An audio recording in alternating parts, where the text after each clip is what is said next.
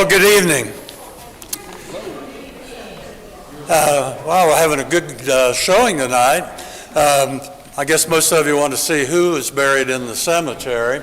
And before Pete gets up and does the main program, I'm going to give you a little bit of history on the Bellbrook Cemetery. I always thought that people never got here until 1803, and then all of a sudden Ohio became a state. But there were people here probably from 1796 on 1797. And what if somebody died? What did they do to them? Well, they had to bury them somewhere, and generally they just picked the spot out and buried them. When the churches started, most of our churches are Presbyterian, Baptist, Methodist, and Baptist, and they all had cemeteries around their church building. We still have two churches that have an active cemetery. The Middle Run Baptist Church still has people. The Fairview Primitive Baptist Church is still active, along with the main cemetery, which is up on Upper Bellbrook. And we also had a cemetery out where Papa John's is, at Wilmington Pike. Had a township trustee tell me that when they got that land, they just took the tombstones away, put them in a building, and so you got to be careful when you go to Papa John's. You don't know what's going to happen. And the other cemetery is the one immediately north of this. It's the Pioneer Cemetery, and I've done census of the cemeteries, and I think the last burial in the Pioneer Cemetery was right around 1900. In 1849, the Cemetery Association was formed, and the first 4 blocks on the left up there was the Cemetery Association. Is the people own the land and manage it. There's also other types, private. Some of the governments, local governments run cemeteries. And so there's a bunch of different types, but this is a cemetery association. And it was purchased from my, I think, great-great-grandfather. He had owned that land. In 1944, the caretaker died at the cemetery, and they needed somebody to bury him. And since my grandfather lived across the street, had a farm there, he said, I'll do it. 25 years later, he worked as all that time, burying people up there. And being his grandson, I got to help do that a lot of times. But when I was about 14, I think in 1955, my dad bought a backhoe. And so I started digging graves with backhoes. By the time I was 16, I had enough money to buy a car. And then when I went to college, my brother took over, and he probably had enough money to buy a car also. When I retired from teaching in 1998, I became a member of the cemetery board. And when Bill Tobias retired, the first day of 2000, I took over as president. And they give me all the cemetery records in a grocery bag. They had some books in there, and they had that. You have to have a burial permit, and I had a bunch of burial permits. And it took me a while to sort them out, but I finally computerized all that. I walked those rows probably 4 or 5 times, and took dates off, looked up some of the records, and finally got something. It's on the Bellbrook website. It's called, you can look it up. You can find names and stuff of the people there. The big problem with that was, in those books, they never wrote down where they buried the people. And if you didn't put a headstone up, we don't know where you're at. And at one time, there were 250 missing people. They're up there somewhere, and I know their names, but I don't know exactly where they're buried. A couple times we run into them while digging a grave. We finally figured out maybe we better take a probe than probe before we dig. And if we hit something, we try to figure out who's there. But that was I also found out when I did this that there were 49 burials before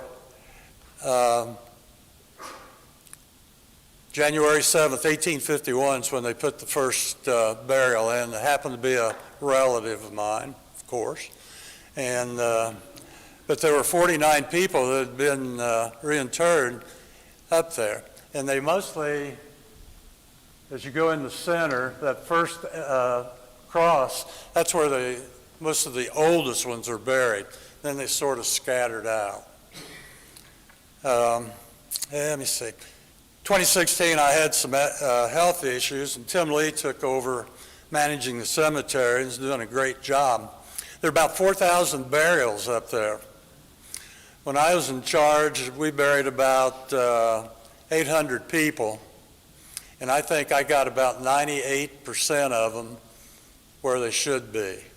And being a math teacher, 98% is a pretty good job. Pete Wicks is a retired military guy from Danbury, Connecticut. He moved here because he has a child here and grandchildren, and he volunteered at the museum.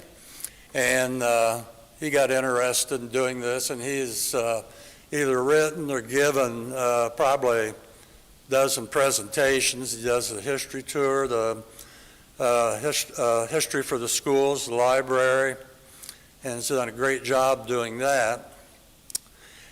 We talked about this. Do you want to talk about 4,000 people, 2 minutes each? We figured that'd take 5.5 days solid. So we're going to narrow it down to about 25 people. And when I was up there, we had a motto for the cemetery, and it was, "We are the last one to let you down." Pete, would you come up? And I hope this thing did kick on a minute ago. There it comes. Okay. Thank you, Steve. We appreciate that. A lot of good information, as usual. We've got full of information. I'm going to back this up a little bit. It is going to work. So I've titled this A Who's Who in the Bellbrook Cemetery. Now, I know a lot of you are here and you're going to miss Wheel of Fortune and Jeopardy. So I'm hoping not only is this educational, you're going to learn a little bit, but I also hope it's a little bit entertaining. This is typically, I designed this to be a walking tour, but there's no way I'm walking in this weather. It's too cold, but I think it's pretty neat to have this as a virtual tour. So if anybody does need the exercise, just walk in place while you're there. I think you'll be okay. So I need to thank some people that helped me out with this. I saw Doug was there. He was helping me out. Of course, my mentor, Steve Berryhill, has been helping. I've done a lot of research with the various newspapers in the area, and even gotten some photos and information from the museum.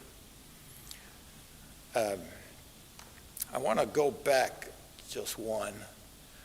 If you look at the far right, you see a little deer, a little fawn out there by the thing. I went out to take pictures, and that deer was out there running around. And I thought, well, that'd be perfect for this little tour. All right. If you look at the area in red, that's where we're going to focus on doing the tour. We're focusing on, I'm trying to catch up on the one here on my computer.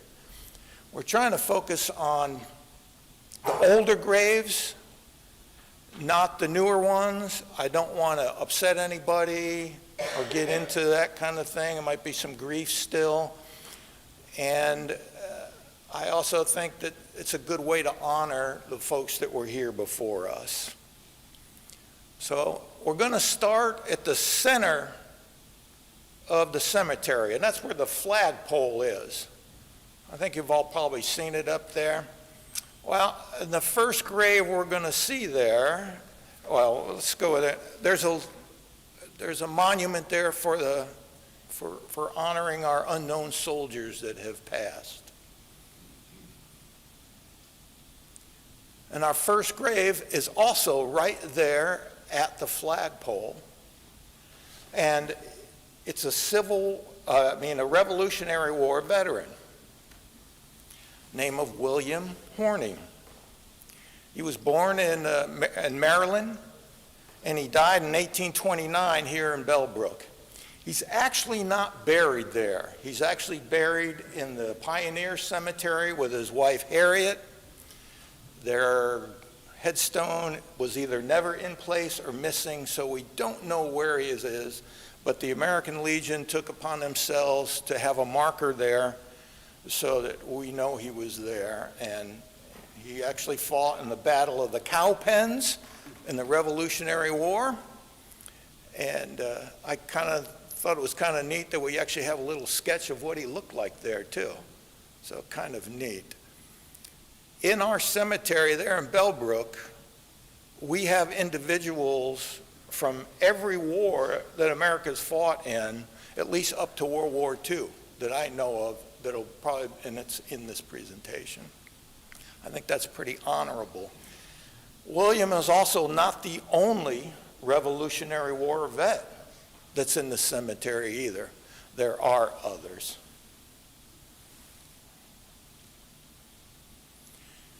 And we have this is not an entire presentation on veterans. It's just we're doing the walking tour, and he was next. Keith Felts. Keith Felts is a young man who died in Vietnam. He was 20 years old, died in 1967. Now, one thing I'd like to talk about when we think about people dying in Vietnam or in any of the wars, we've always assumed that it's combat related. But life doesn't stop when you're in combat. There's accidents, there's disease, and in the case of Keith, he was not killed in combat. He did what maybe some of you done, I know I certainly have done, gone swimming in an unauthorized location, and he ended up drowning. I'm assuming there was some nasty currents in the water. It took him 5 days to find his body.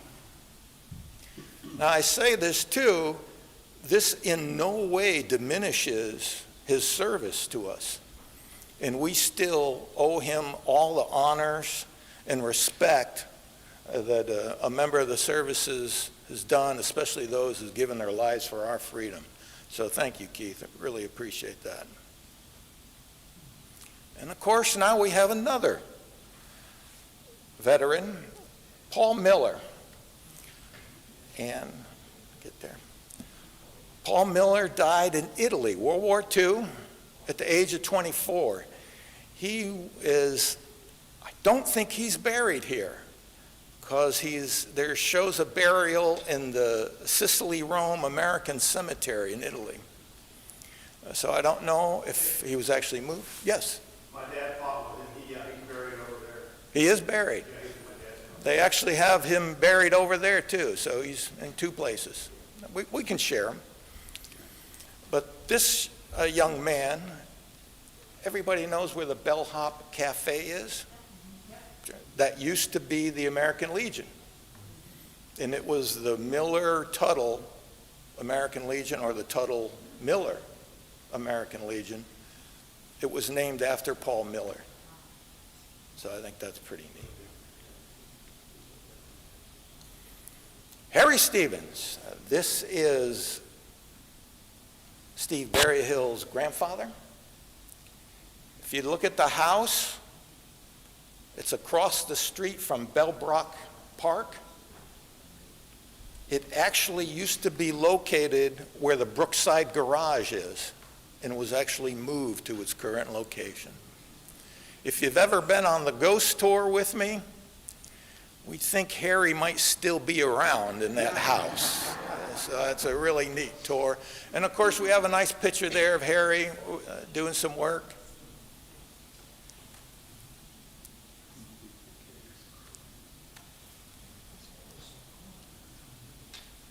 We have Cora Kauser.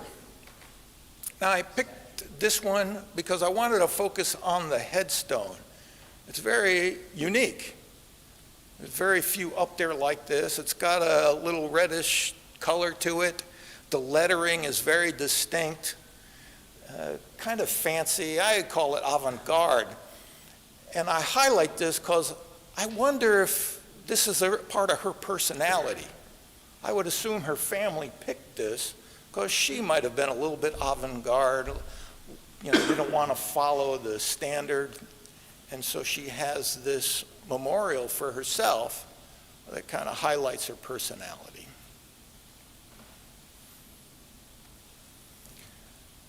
Dinwiddie. We all know Macintoshes. Great place. Well, one of the names of that restaurant was Dinwiddie. Interesting enough, the Dinwiddies did not own the restaurant. It was another family that owned it. They were looking, when they bought the place, they were looking for a nice name for the restaurant. They wanted something that had the history of Bellbrook. They wanted connections to Bellbrook, and they wanted something that, kind of stood out. And they actually walked through the cemetery and saw Dinwiddie on the headstone and thought, that's the name of it. And now I can't look at it without thinking Dinwiddie.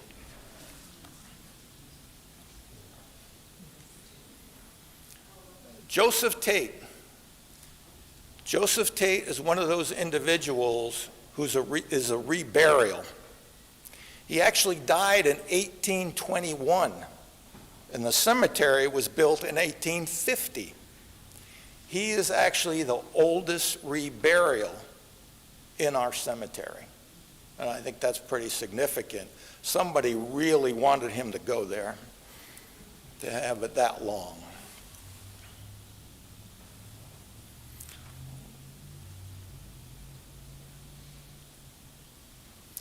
One of my favorite persons here in Bellbrook, Della Hopkins. If you don't know who Della Hopkins is, she lived here in Bellbrook and she was an amazing artist. She was such a great artist that she actually taught art down at the university in Cincinnati.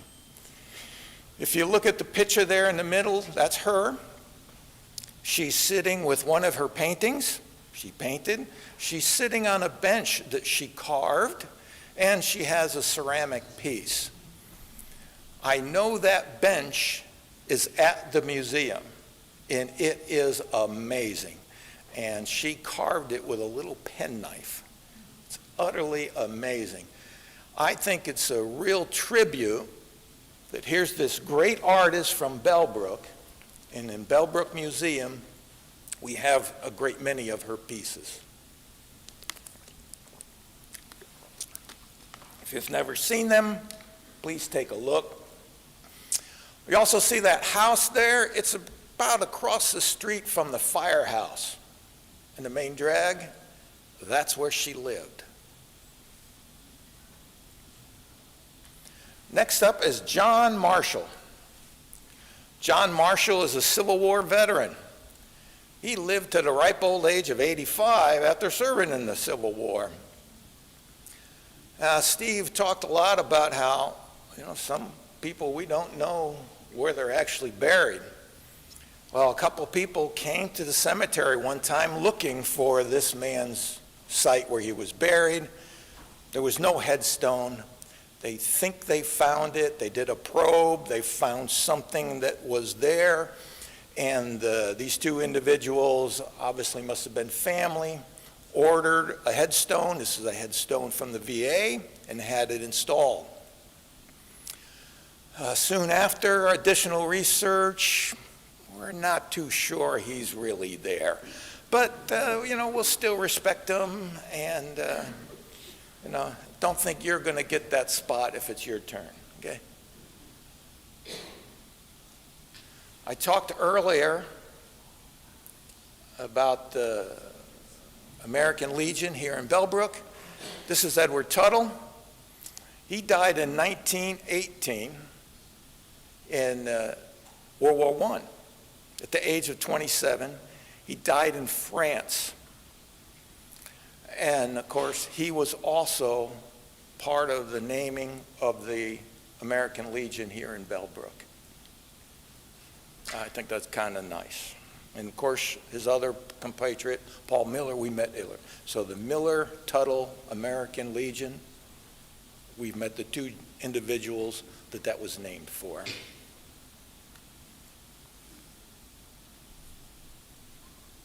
This is awkward trying to get two to advance. James Crowell.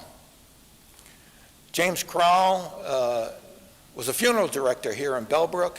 In fact, the little building next to the Bellbrook Museum is the Crowell Funeral Home. That was his place. A neat building. If you ask, you can get into it and see what's in there. You would think it's macabre, but it's actually kind of interesting.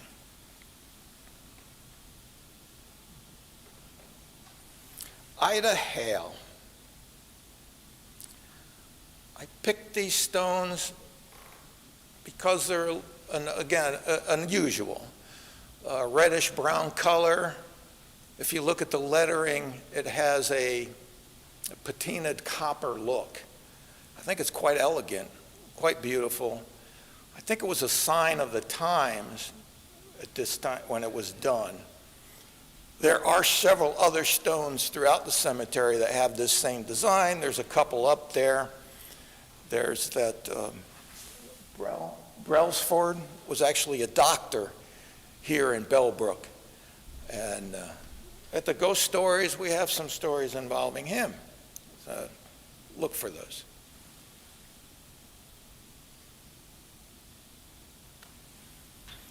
Next up is Evan Tyson.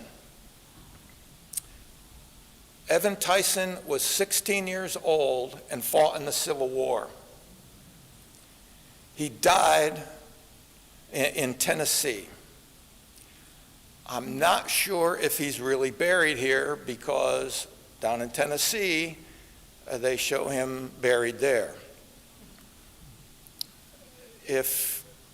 One interesting thing too is on the grave here in Bellbrook, his name is spelled T-I-C-E-N.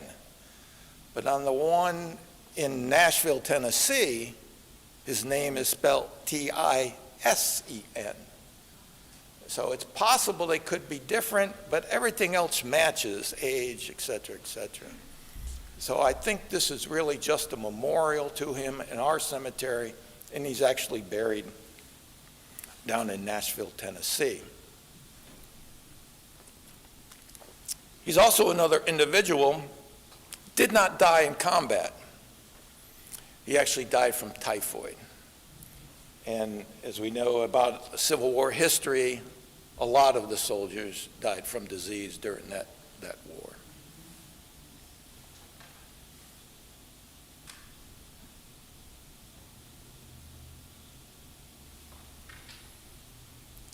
James Bechtel. He has a very unusual designed headstone. It's in the shape of a tree stump. This is a grave marker that was quite popular for a while. It has a lot of symbolism. So the jagged and rough edges on the stump can signify that a life that was cut short. Or an unexpected termination of a life. The leaning of the trunk hints about the age of the deceased. Double tree stumps that have intertwining branches or joined roots indicate two lives becoming one. Plants can be carved into the tree stump, and they could indicate that the deceased was the head of the family. And some of them you'll see carved animals. A dove would represent the spirit descending from heaven. And if there's an olive branch in the beak or in the talon, it indicates peace. I like the idea if there's a squirrel, it symbolizes planning for the future. So even if you're gone from this world, you can still have a little squirrel there and be planning for the future. And I like it.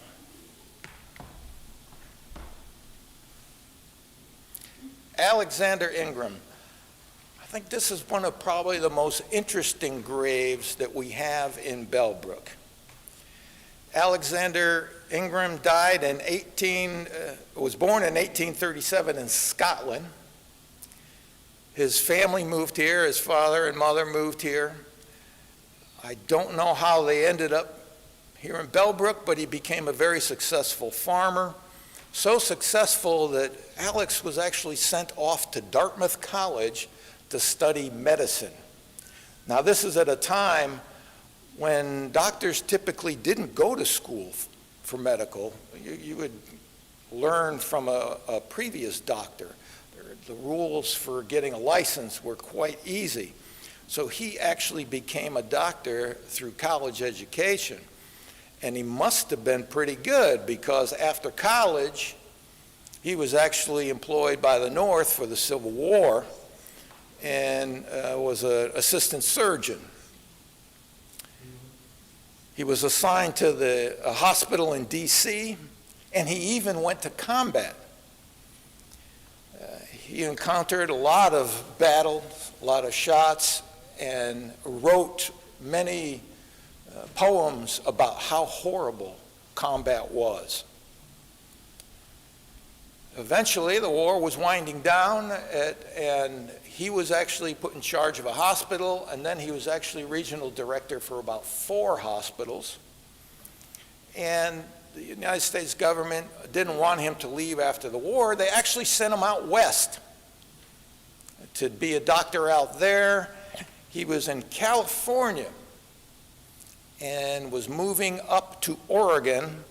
He was on the steamer called the Brother Jonathan. They ran into a very powerful and unexpected storm. So bad, in fact, that the waves were extremely high, and this little boat got thrown way up high, and of course, all the water sucked out, and there's a spire that was in the ground that's usually covered by water, and that boat came slamming down right on that spire, immediately started to sink. 40 souls on the boat. They were able to get a lifeboat out. It immediately capsized. They got a second lifeboat out. It immediately got crashed into the rocks on the shoreline. 19 people made it, and basically they made it because they clung to a piece of wood and rode it like a surfboard and got out of there. The rest were lost. Alexander Ingram actually was lost at sea. His body was never recovered, and on that monument, it's noted that he was lost at sea. I think this is an incredible story about Alexander. Doctor, fought in war, saw combat. He must have been very good because they wanted to keep him. Traveled out west, so you know he knew our nation quite well. I think what a loss for us. I can only imagine what this guy could have been had he survived. Really a sad story and a tremendous loss. The Brother Jonathan, the ship, believe it or not, it served a place in history. When Oregon petitioned to become a state and it was approved, this little boat was the boat that brought the first official notice to Oregon that they had become a state. And I think, man, here we are, little Bellbrook, and we have this incredible story of history. George Ruffin. George Raffin was also a Civil War veteran, and I suspect from the date of his death that he died either in the Civil War or from injuries suffered in the Civil War. He is related to Alexander Ingram's mother. His mother was Jean Raffin. This is George. Best I can tell, he was a brother that either came over with the family or came at a later date. And of course came here because he had family. But I think it's sad that the family suffered such a loss, but I suppose during the Civil War, this probably was more common than we know. But also, his grave is a little bit unusual too. It actually looks like rocks that have been piled up together, possibly even concrete together. But it is just one stone, it's not many. The symbolism here is that by building this little rock pile, it's a sign of strength, dedication, loyalty. There's some cultures that use piles of rocks to designate ownership of property or property lines, and this is showing that this is now his place. So I think it's pretty neat.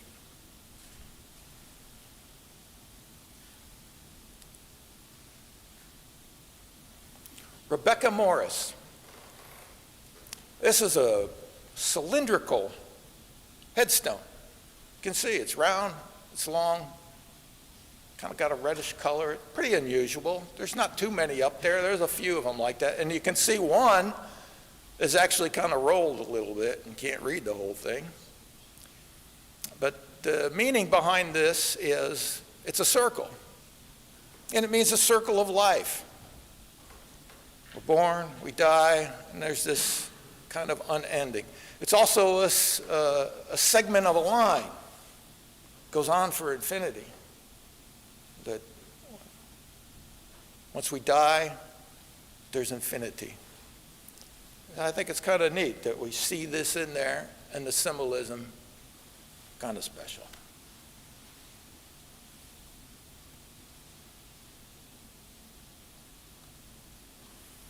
Major Racer. A Major Racer is actually the father of J.H. Racer.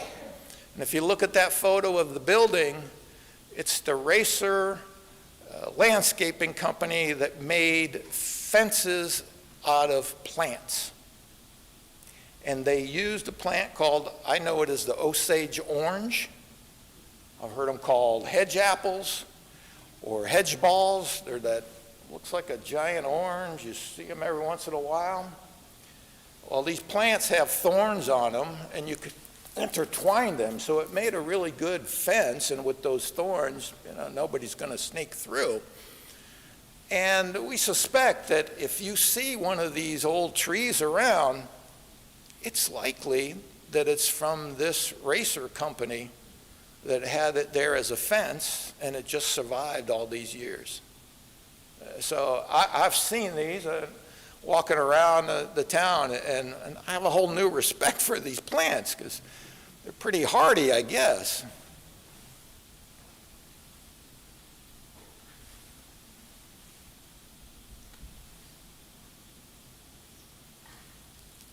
Oliver Penowit. Oliver Penowit is a Spanish-American War veteran. And I think we all know Penowit Hardware down in the main drag, the beautiful building there. This family owned that.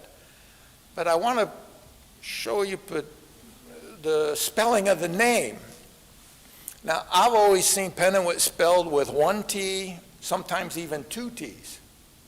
But look closely, you'll see the N's aren't correct or don't match. On the one, it's two N's. On the other, it's only one N. So I don't feel so guilty if I make a mistake and spelled the name wrong, because obviously the family did too.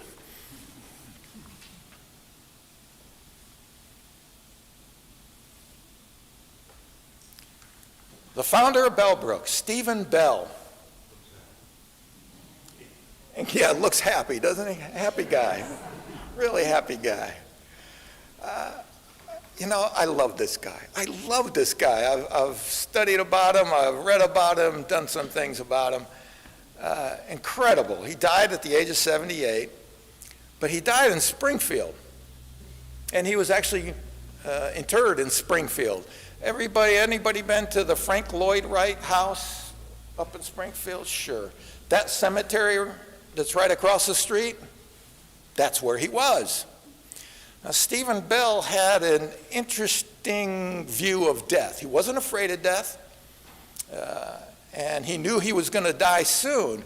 But what really bugged him was being buried.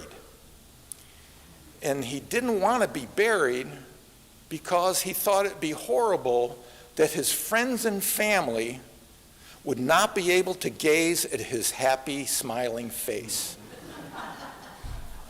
Are we kidding? And so he was actually interred in an iron coffin above ground. He had a mausoleum built. He was buried in that, and you can see the iron coffin in that other picture.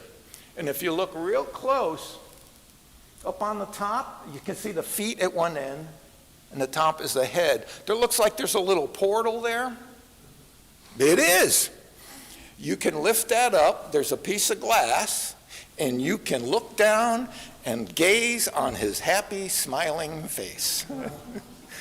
There are some people that tell me that photo was taken of him after he died, which might explain the way he looks. But I don't think so, because his eyes are kind of open and they're looking in the same direction. If he was dead, the eyes probably wouldn't be in the same direction. But I don't think this photo does him justice. If we think about it, back then when he had this picture taken, this was new technology. They didn't have the thing like, oh, I'm going to take your picture. Smile. You know, they didn't do that. And they had to stay very stiff. And so if you've ever been with someone that doesn't know how to use a camera, and they say smile, and then it takes them 5 minutes, and you go, wait, you end up feeling very uncomfortable trying to hold that smile. And so they didn't. And I think that's what happened here. But this guy had to have been a great guy. He was an engineer. He built mills. He knew about math. He built Bellbrook. He sold lots here in Bellbrook. He was a salesman, and he was a politician. This guy had to have been very friendly, very outgoing, probably pat you on the back, tell you a joke. And like I said, the idea that he didn't want to be in the ground because his family and friends wouldn't see his smiling face, I think it tells us a lot about the man. Well, his mausoleum started to fall apart. The area there got into disrepair. There was vandalism. The glass in his coffin there actually broke. And his rule was, keep me above ground for 100 years, and then you can bury me. But unfortunately, it only lasted 75, and they say, look, we can't keep him up there anymore. The mausoleum's about to go, and frankly, he's a little ripe. So his granddaughter authorized his reburial, but said, not up there in Bellbrook. And so this picture of his iron coffin is here at Bellbrook when he was reinterred.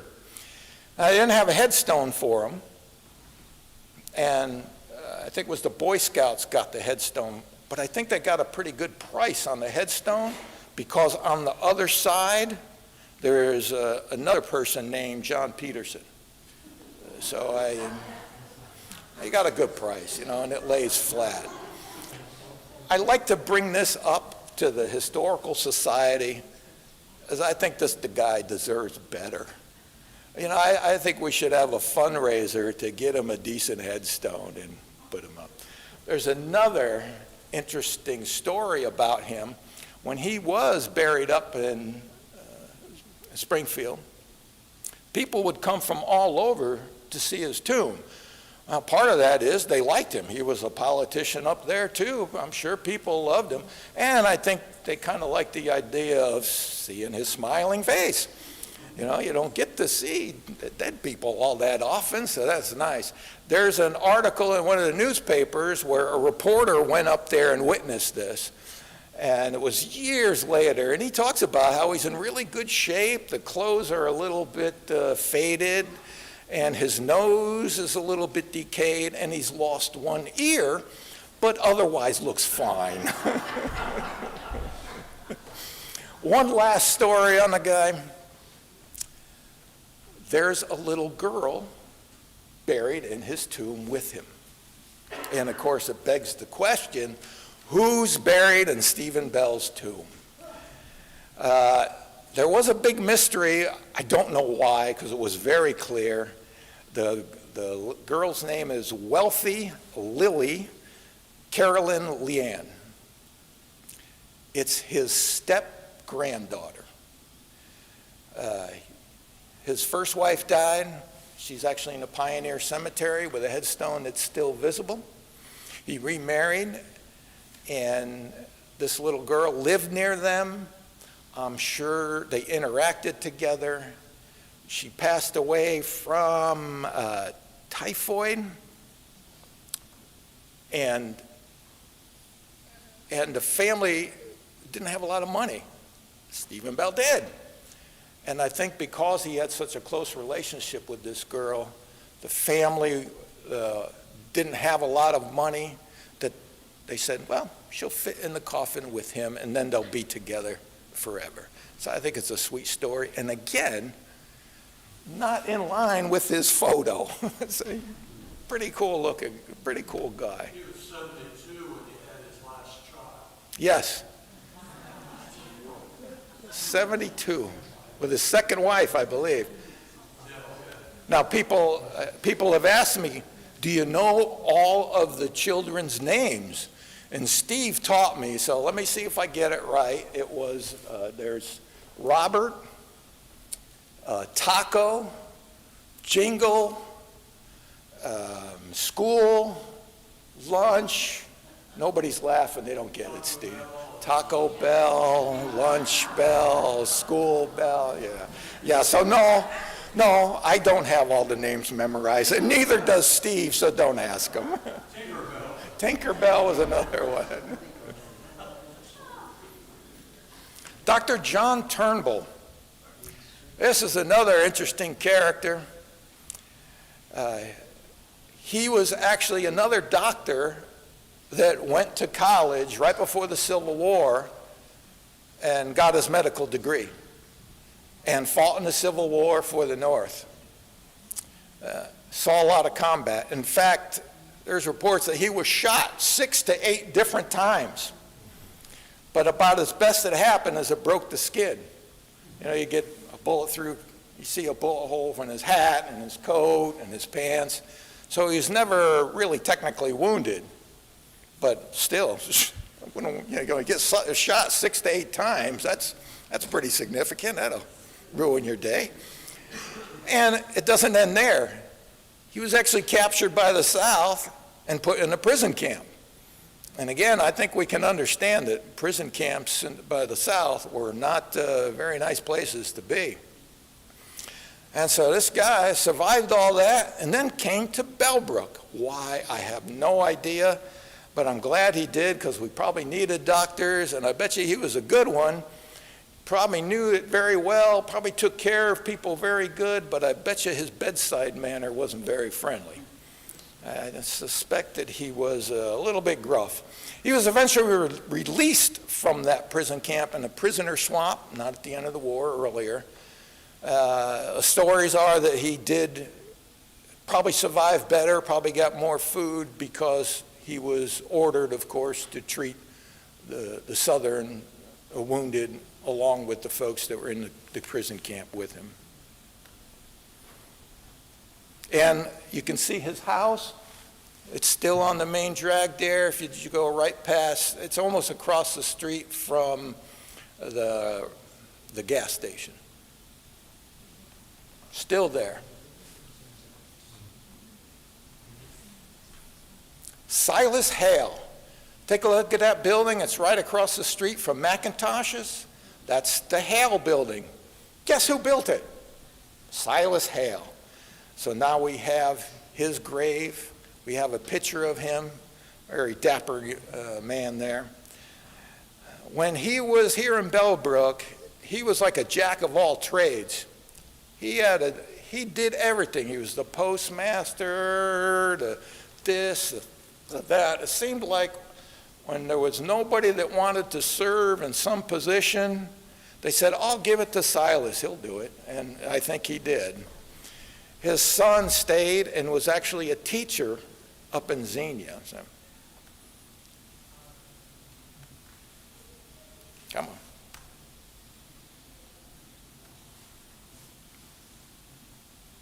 Whoops. Charles Austin. Charles Austin is a Spanish-American War veteran. Remember I told you we have veterans from every war, at least up to World War II, and I know there's probably others after that, but we didn't go into those. But he's a veteran. If you look at the car where the little red arrow is, that is Charles Austin. There was a parade, and he was honored by being in the car that was carrying the governor, I believe. Thank you, museum, for that photo.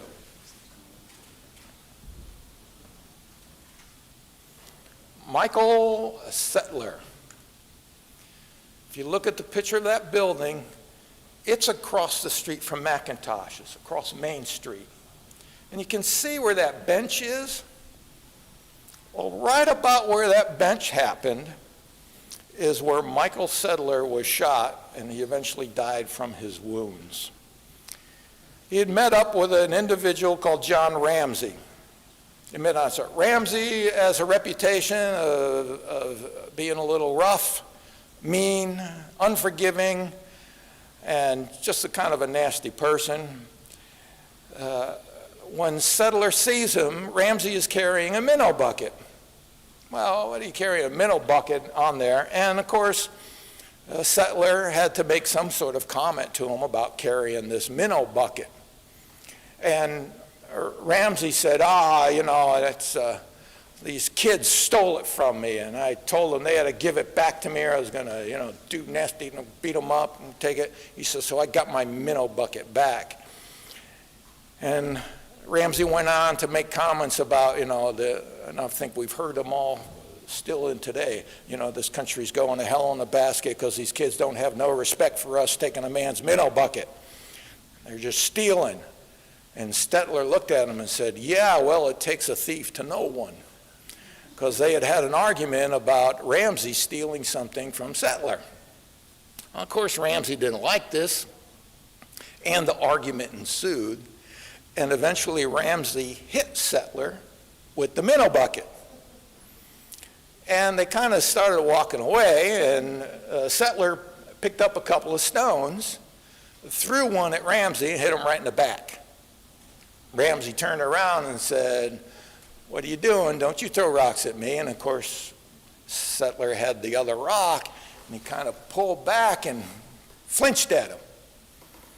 So what any sane man would do, John Ramsey shot him. And about a week later, he died. So he's up there. It's one of the first murders here in Bellbrook, and now we know what happened, all over a minnow bucket.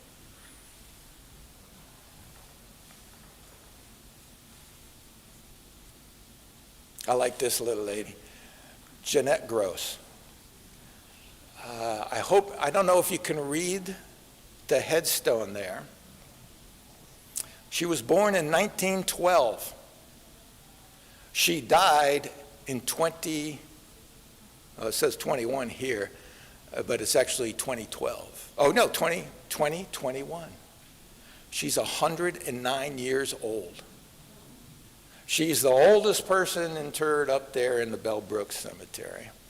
She went by the name of Laura. She grew up on a farm in Waynesville, graduated from Fairmont High School. The family eventually moved to Kettering, where they had a grocery store, and she worked there. Surprising, she was preceded in death by her parents, her husband, a brother, and of course, one son. She was buried in Bellbrook because she just really liked Bellbrook. It was always a favorite place for her to come and go.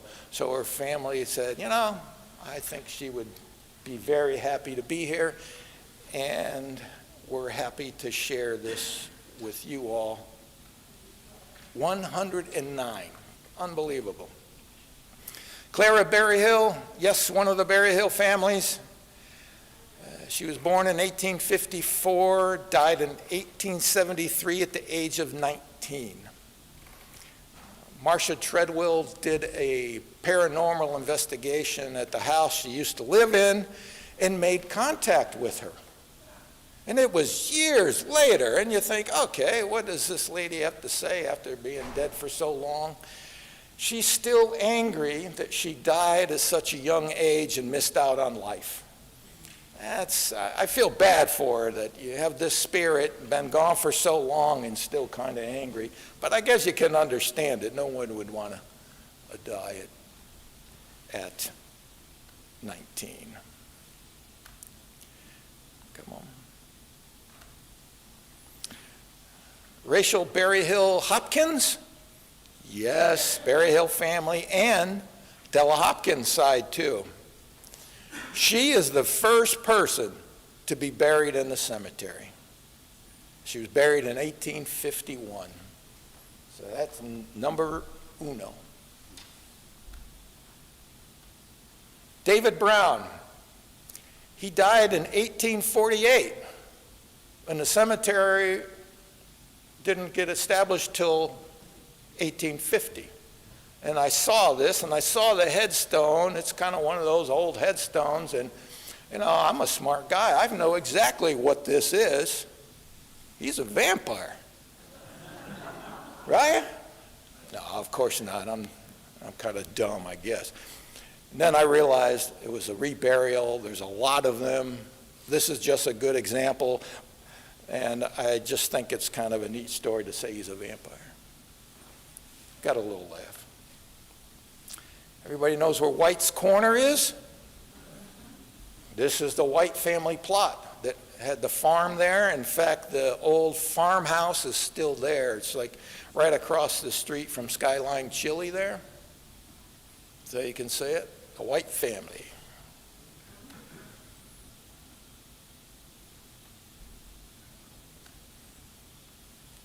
Archibald Berryhill.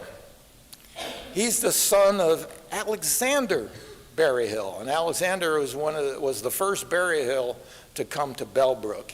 He's actually the father is buried in the Pioneer Cemetery. Alexander was a veteran of the Revolutionary War too. And a pretty neat headstone too, I think too. Very classy. And one of the few that the little ball on top is still there. There's some that have been knocked off, wind, whatever.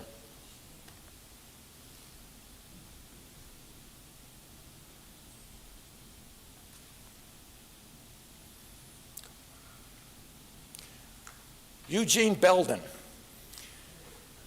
Eugene Belden lives in what's known as the old parsonage house.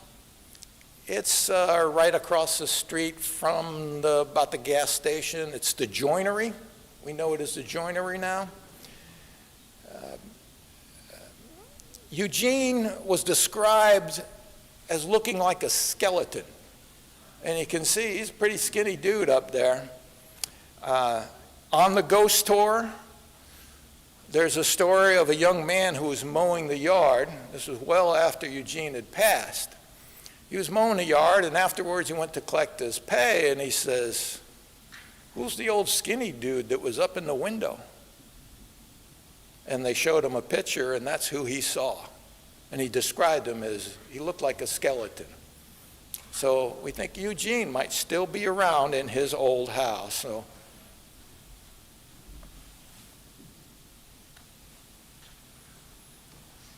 Mary Esther Berryhill. There's a lot of them up there, a lot of Berryhills up in the cemetery, as one might guess. But this one's special. I don't know if you can read the birth and death dates. She lived to be 100 years old. So good for her.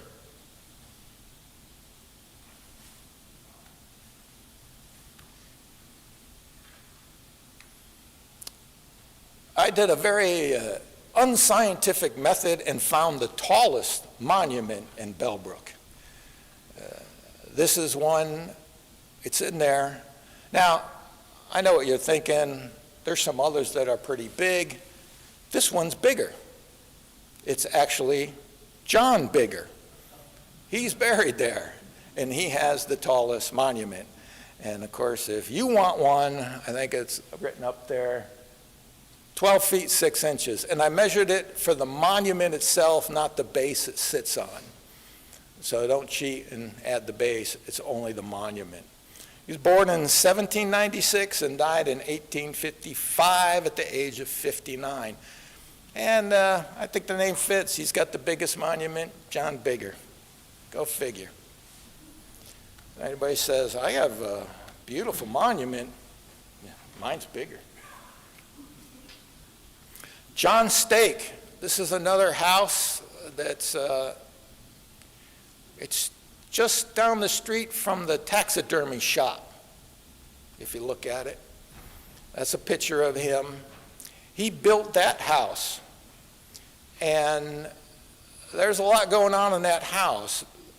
The Biography Channel actually brought a team in there to do ghost hunting, and they claim that in the closet there's a portal to hell. So very scary.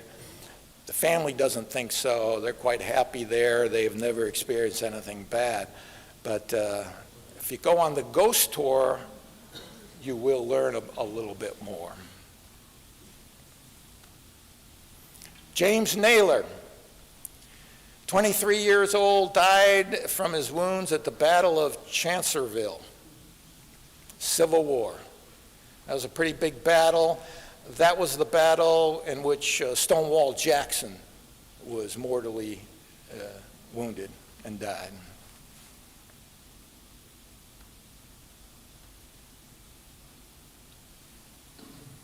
James Bradford, another veteran, War of 1812. I think we got them all now.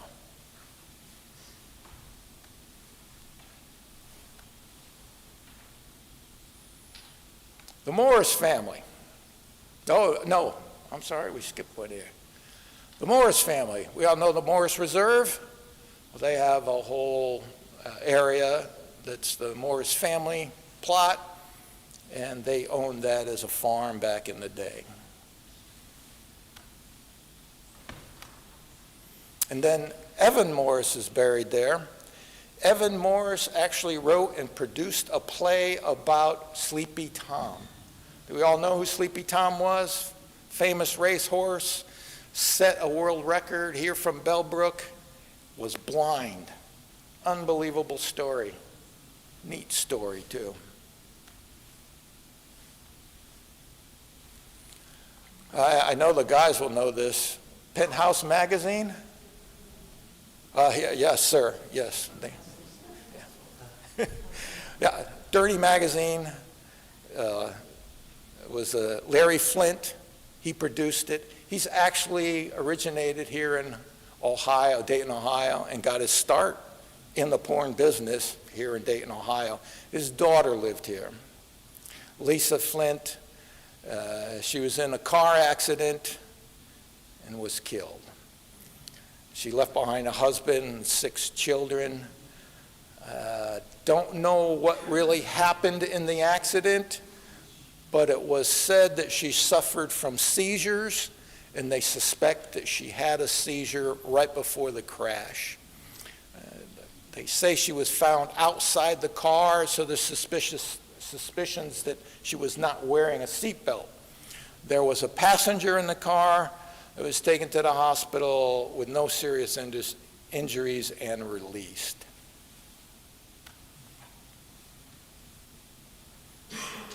Samuel Randall, another veteran.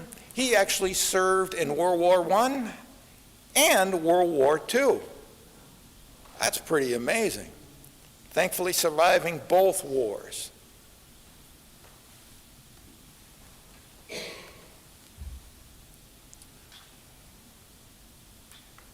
There's another fun guy, Irving Underwood.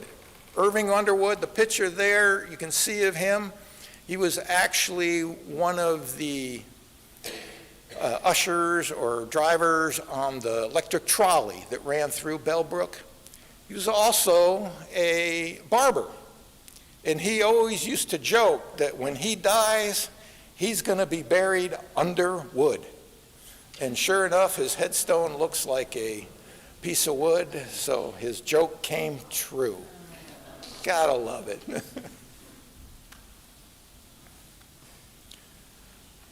And last, certainly not least, Evelyn Brock. The Historical Society should know her very well. She's the one that donated the museum to us, Bellbrook Park, and some other items that have really made the museum what it is. So I think that's... So we've come to the end. I hope you enjoyed it. I hope you learned something. I hope it was a little entertaining. There's a saying that I've heard that we actually die twice. Once when we physically die, twice when our name is never spoken again. And so I think it's very nice that tonight we honored our residents here in Bellbrook by giving them another day of life. Thank you so much for your time. And if anybody has any questions. You mentioned that Pioneer Cemetery several times. Where is that? So if you look at the Bellbrook Cemetery, you're facing it, it's right to the left. Oh, okay. Yep. Any other questions? Yes, ma'am?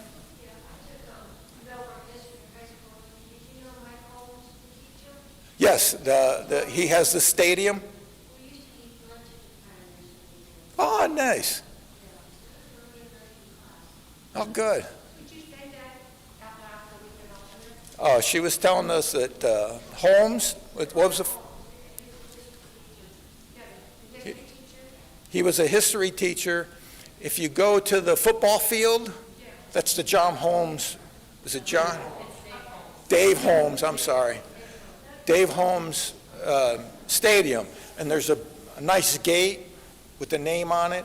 I believe he donated that, designed it, and actually paid for it to be installed. I couldn't hear that. Oh, he founded girls' sports in high school, Bellbrook High School, too. Yes, ma'am.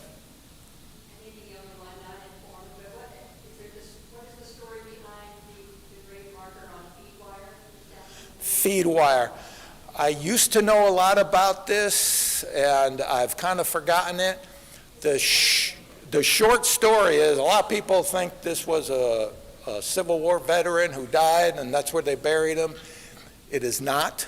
It is a young man. He's not a veteran. And we don't know, but we suspect that he died right around the time when they had, typhoid or cholera, one or the other. And we suspect he died then, and so the family buried him away from the plot so that, disease wouldn't spread. That's just a rough guess. It could be that there's others buried around there too that we just aren't marked. But obviously he was loved, cared for, because they do have the headstone there for him. One unique aspect of that cemetery is the pruning of the trees. It's a technique called pollarding, where the top is cut out and then they grow kind of... Yes, it kind of like a tulip. Yeah, like that. Why was that done? Is there any history about that? Well, there is a little bit of history because Steve's grandfather did it, and we're going to blame him. No. But the idea was, they called it topping the tree. I don't, some people say that's the way to keep the tree going. I don't think so, because to me it looks like that creates a little cup in there that's going to bring water, birds, all kind of nasties and right, and half the trees have died because of it. Well, yeah, but it was a technique that's done, and we lived in Virginia, and people would come by and say, hey, we need to top your trees. And it's like, don't you dare touch my trees. Any other questions?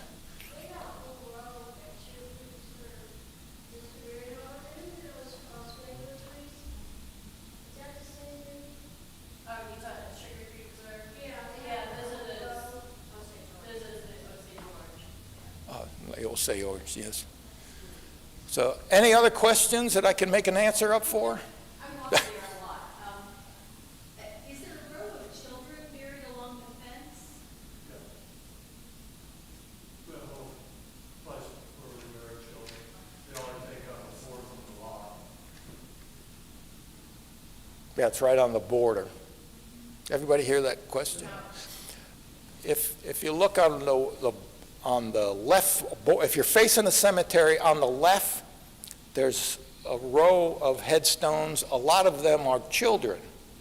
And that's because it's only a small plot, and so a child's burial would only take up a smaller space, hence they're buried there. Or mostly it's children.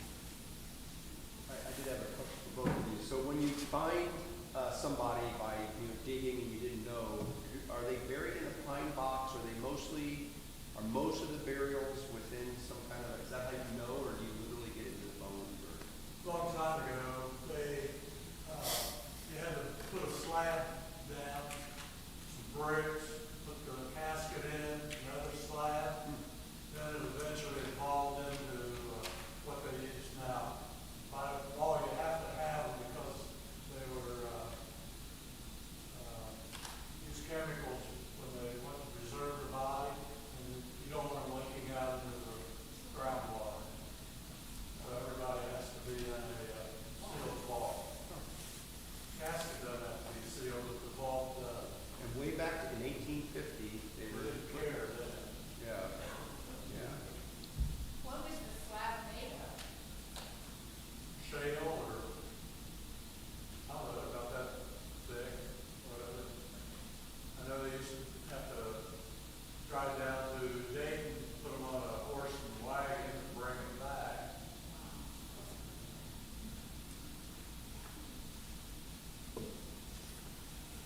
Any other questions? Yes, ma'am.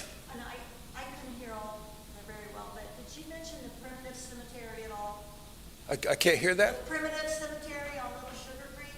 Do you know anything about that one? Yeah, that's Fowles Cemetery, a family cemetery.